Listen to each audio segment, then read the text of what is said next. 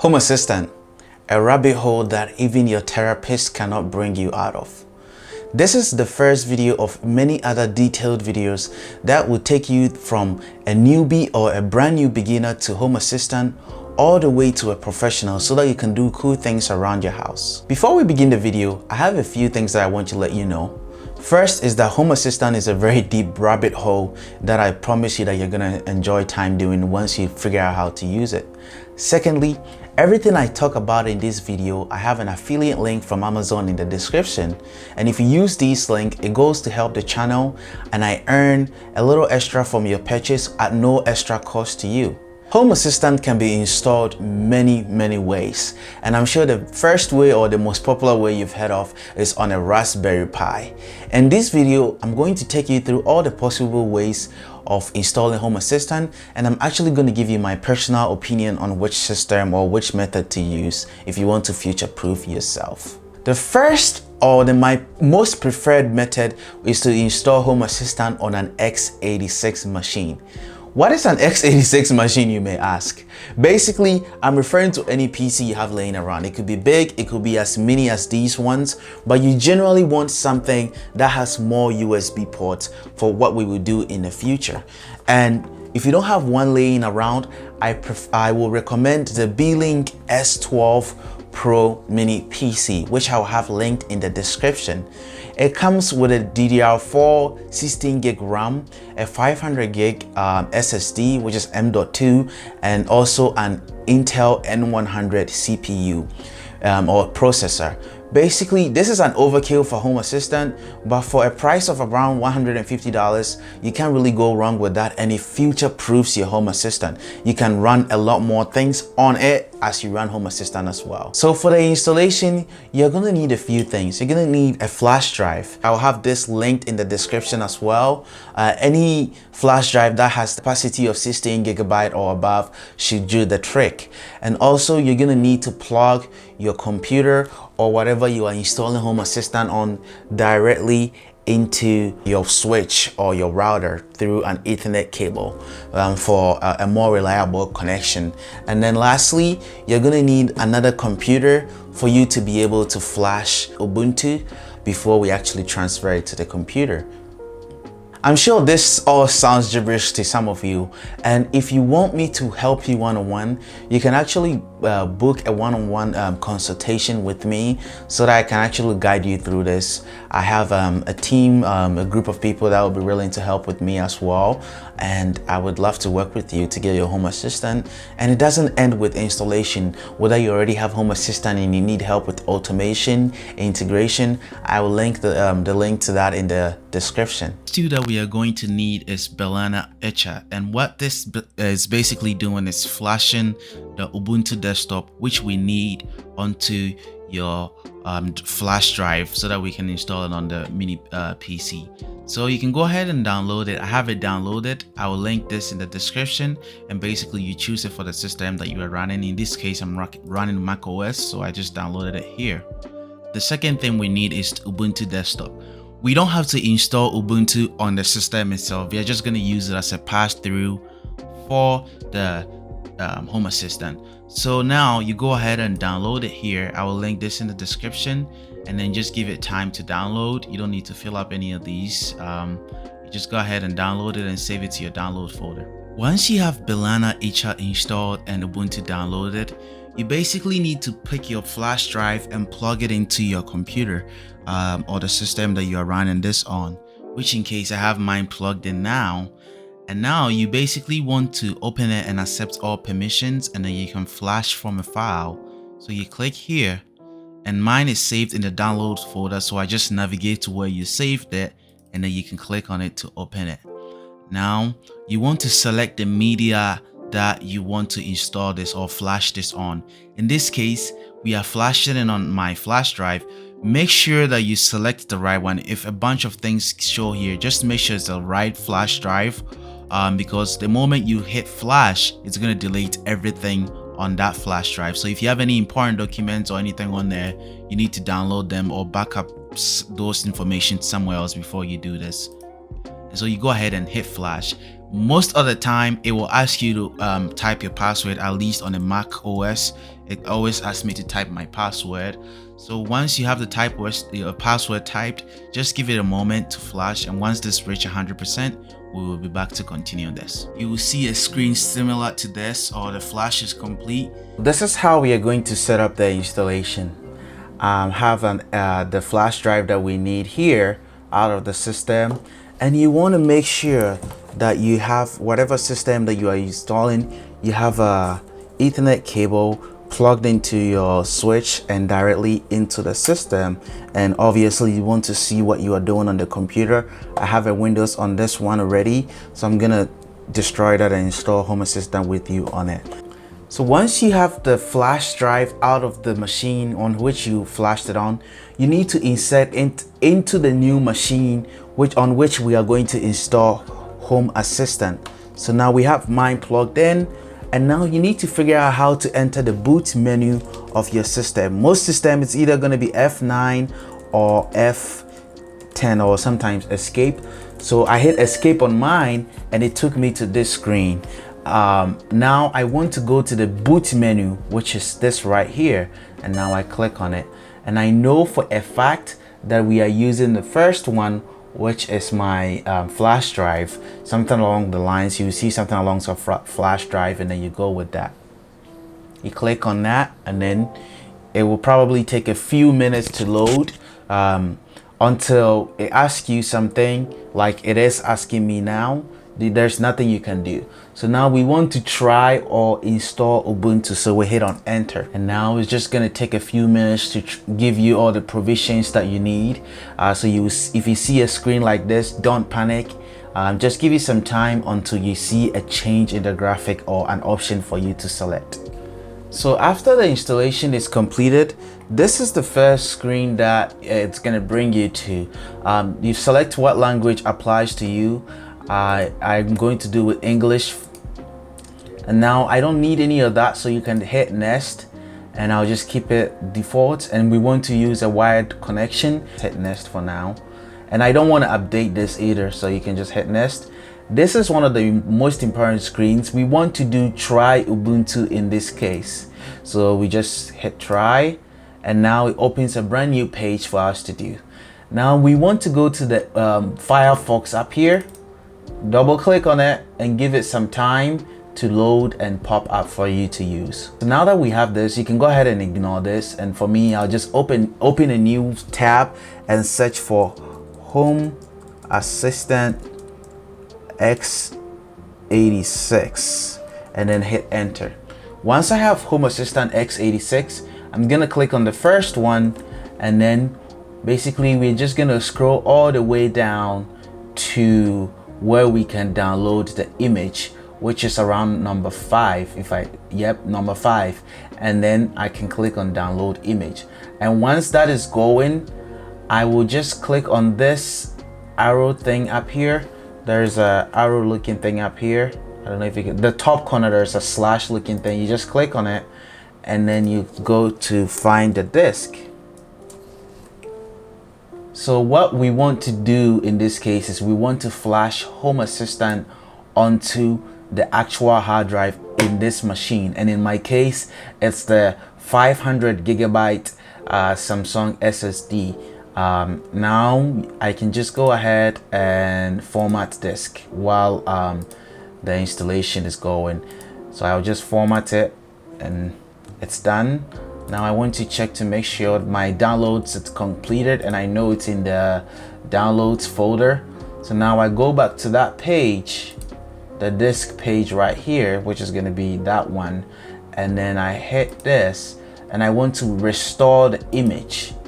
And now I want to go ahead and select downloads, and it will be the one you just downloaded here. So double click on it and start restoring, and it's gonna format it anyway, so just let it go through what it needs to go through. At this point there's not much you have to do, and then you just have to wait. Now we can see that our installation is done, and if you look closely you should see something along the lines of HAOS, which is Home Assistant Operating System, but that doesn't matter anyways. Once this is done, you just click here, and then you click on the power button, and then you shut down or you power off the machine. So now I will go ahead and remove the drive, and then I'll hit enter.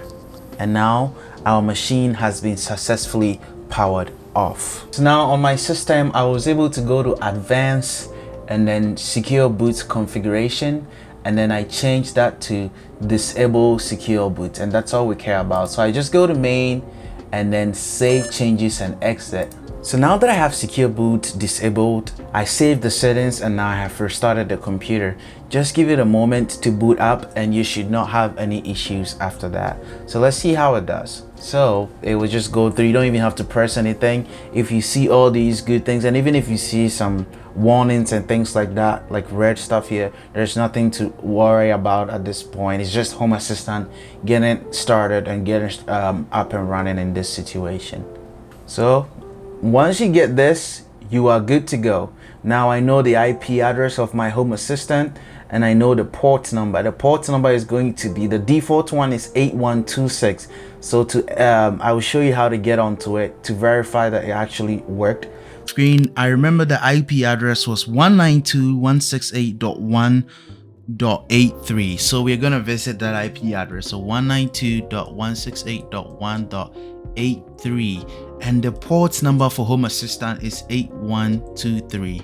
So you visit that address, and now we have a brand new Home Assistant installation. So once you get to this screen, it's all fun and it's all good to go. The next popular way will be with Docker, and with Docker we will go through the route of installing with Docker Compose with Portainer. So I'll go ahead and show you how to do that on the computer. Okay, basically we're going to use Docker Compose, and in Docker Compose, this is the file that you would need from Home Assistant. And key thing you need to know is you need to replace this path right here from the / to the magic files, the end of it, with your actual path on your system. I'll actually change that in the in the file that I'll save to path, so that you copy and paste it, and then you should be able to run it. Other key things to note is we are running in privilege mode to give it more access to your system, and lastly we are running the network mode as host, so that you'll be able to detect other things on your network instead of using the Docker networks. Let's say if you have a Wi-Fi switch or something like that, that way Home Assistant will be able to detect it. So using my Docker manager of choice, which is Portainer, I'll just copy the files here, and then I'll just copy that code and paste it here, and then I'll go ahead, and I already deployed it, but I can redeploy it or update the stack. Deploy it, and now it's been updated successfully. You can go ahead and go to the files. Normally, all the line you need to worry about is it has been started successfully. The rest really doesn't matter, because it just wants you to update things. So now it's gonna run at the same IP address of your Docker host. So I just copied this, mainly because I'm lazy, but you can just know it's .10, and then you can 192.186.1.10, and then it'll be 8123, which is the port number. Now we have Home Assistant, and we can create a new home. So the next system you're going to install on is on TrueNAS, which the process should be very similar to on RAID. I don't run on RAID, so we'll go with TrueNAS for now. And basically, for best practices, you want to create some sort of data set or folder that your Home Assistant is going to sit in. Since I don't really run on this, I'll just show you the actual process of installing. So you just go to apps, and if you never installed anything, you'll probably be able to choose a pool like this and go back. Since I already have things running, I should be able to install Home Assistant with ease. So I just search for Home Assistant, and then you click on install, and then you can you definitely have to give the database a password. So let's just give it something secure, but something that you can remember. And then you can scroll all the way down. You can change this port number to 8123 if it's not already used by other services on your system. And for the binding mode, or the network mode, you want to expose it for external access. So expose it on the host, so that it can, like I said earlier, it can basically, let's say if you have a switch or something like that, which is Wi-Fi on your network, so that you can detect those. So leave it as that. If you made the data set, this is where you're gonna choose it. Choose that data set. This should be enough. You can increase the resources if you want. Normally I would suggest that you give it 8 gig. This is 4 gig, but this is for purposes of just showing you. So you just hit install, and then you give it a moment for it to go through its thing and pull the image and things like that. So now it's currently pulling the images that it needs, and then once this completes, I will walk you through the next process. Once completed, this will change back to deploying after it comes back to this page, but after some time it's going to change to running. That means we are ready and good to go. We can go ahead and hit web UI now, and now we can see perfectly fine that we have Home Assistant running on TrueNAS. On Proxmox, we are going to be using scripts to make things easier, and I will walk you through the process in a minute. I just wanted to let you know, basically scripts is just someone who sat there and automated the process.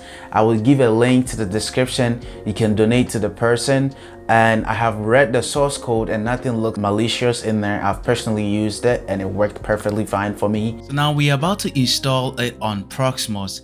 Basically on Proxmox, we want to make sure we go to this URL, which I will have in the description. And basically it's proven. You can see it has about 18,000 stars, and this is helper script, and it makes things easier when it comes to installing things on Proxmox. And now we just have to copy this URL here, or this code here. We just copy that, and then we log into Proxmox, our interface, and then we basically, the node that we want to install Home Assistant on, in this case I want to install it on the second node, which is the HomeLab Pro. You click on it, and then you go to the shell, and then you go ahead and paste that bash command here, and then you hit enter, and then this will create a new you just go through the prompts here. So we want to do that, and then I want to go to the default settings will show you up here. So two cores, 4 gig and 32 gig, which is plenty enough. But if you wanted to change it, you can go to advanced here, and then we want to use stable, and then and then we want to, so you can choose which system you want to go with. I think the default one, you can do a Q35 machine, but I think the first one is, I mean, you know what, let's do a Q35 machine, why not? And then the disk space, 32 gig is plenty enough for Home Assistant, but you can change it to your preferred choice or your preferred number. Now we want to do the default one, which is right through, and then you can change the host name here if you want it. So how you would be able to, like if you should go on your router, how it will appear and things like that. We will use the host for that, the CPU model, and then we are going to use 30 you know what, let's use 3 cores. 2 is plenty enough for Home Assistant. So you need to know how many cores your Home Assistant, your Proxmox host have. 3 should be plenty. And this is where I wanted to change. So the RAM, it's only giving it 2 gigabytes of RAM, and basically I want to give it about 8. So you multiply 8 by 1024, which gives us 8192, and which is the number of megabyte I guess we get. So this is 8 gigabytes written in megabyte, and then we can do a bridge mode. We can set the MAC, and if you had a VLAN, I don't have any of that, so I'll just use all of that as blank, and then I will hit yes, and then it will go and use my choice. So basically what we just did was I just changed the RAM to 8 gigabyte, and I changed the machine type to a Q35, so that let's say in a situation where I wanted to run this thing, if I will run it in a specific SSD, I should be able to just run it on a computer directly, like if I got a new computer. And this will give you an idea of what is happening. You can see it's just downloaded the image that it needs, and it's extracting the image, and it's just creating the Home Assistant. So just leave this and let it run for a little bit, and now we are good to go. Now if we go down here, we can see we have Home Assistant ready and good to go. So I can click on that, and then I think it's already started. So I can go to the console, and see what is happening, which is very similar to what was happening on the computer screen when we were installing it on the bare metal. So basically it's the same process, but instead of getting a dedicated machine, you run it on Proxmox, which you can run other services on. Perfect. Now taking a look here, you can see Home Assistant is ready to go. And now we know the IP address up here as 192.168.1.85. So basically, to be able to reach our Home Assistant, we go to 192.168.1.85 and then colon, and the port number is 8123, and then you hit enter, and boom, we have our Home Assistant. It's gonna take some time to start up. You can show details if you wanted to. So there you have it. After a few minutes, it took about 6 minutes, we have Home Assistant running on Proxmox. Finally, you've successfully installed Home Assistant on your preferred device or your method of installation. Now, in the next video, we will be walking you through the onboarding process, actually setting Home Assistant up on the system, or the best practices. So stay tuned, and it should be out in the next few days.